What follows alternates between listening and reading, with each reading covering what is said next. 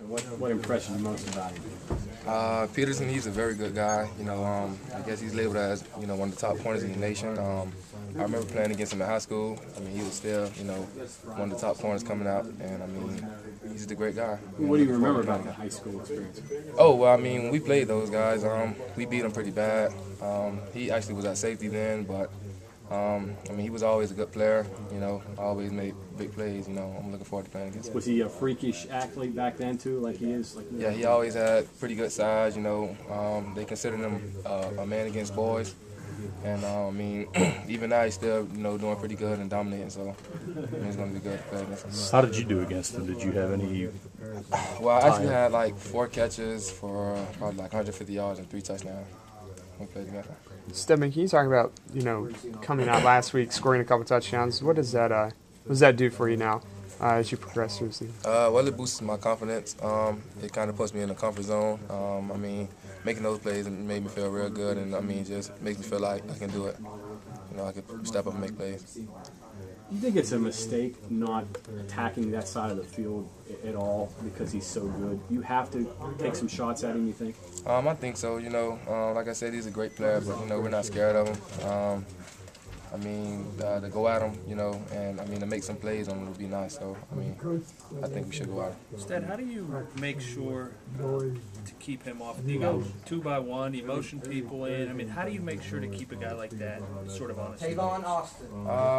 Well, yeah, I believe, running a few motions, just giving a lot of different looks, running a lot of different formations and stuff, just to keep him confused. And, we put in a few new plays this week, and, based on what he's been looking at on film, we want to give him something new, so we want to know what's going on. Can you concentrate too much on one guy and get out of what you do regularly, though? Can that happen? Do you think that you can't worry too much about where the guys, you just have to play football and do what West Virginia does? Yeah, I just got to go out and play my game, can't be scared of him or, intimidated. Like I said, he puts his pants on the same way I put mine on, so, just going to take it like that. Do you see what he does, though, maybe against A.J. Green, against Julio Jones, against guys like that, and you watch those tapes that he's able to lock up, who have been some of the premier college receivers? Well, like I said, he's a pretty good guy. He got perfect size, and I've seen him, do some great things against a lot of good receivers in, NCAA football. But I'm just gonna play my game.